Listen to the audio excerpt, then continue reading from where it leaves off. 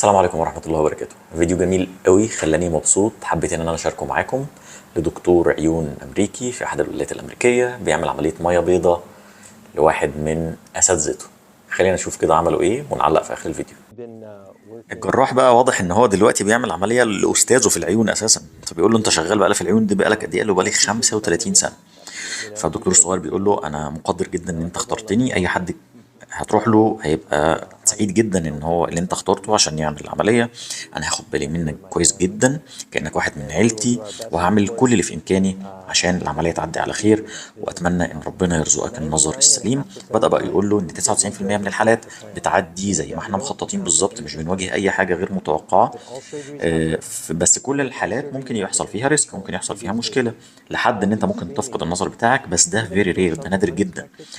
وحتى لو حصلت حاجه مش متوقعه احنا قادرين ان احنا نتعامل معاها. خلينا نسميها ان هي تبقى بلان بي او الخطه البديله، ان احنا ممكن نعمل اجراء اضافي، ممكن نعمل عمليه اضافيه، بس ده برضه فيري رير، يعني نادر جدا ما بيحصل. خليك فاكر ان 99.5% من الحالات هتعدي على خير.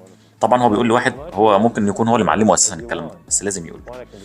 بدات بقى العمليه، والجراح بيقول للدكتور الكبير لو انت عايزني ان انا اوصف لك احنا بنعمل ايه. فبدا يقول له والله ماشي، قول لي. قال له احنا عملنا خلاص الخطوه الاولانيه وهنبدا نفتت دلوقتي في العدسه. فالدكتور الكبير بيقول له طيب هي العدسه بتاعتي او الميه البيضاء بتاعتي تقيله ولا لا؟ قال له لا هي مش تقيله، هي مشبره بس مش تقيله.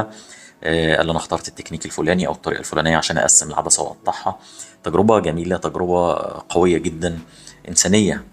تخيل ان الاتنين عندهم مشاعر. يعني احنا كجراحين لو بتعمل اي عمليه لواحد انت تعرفه اكيد هتبقى متوتر.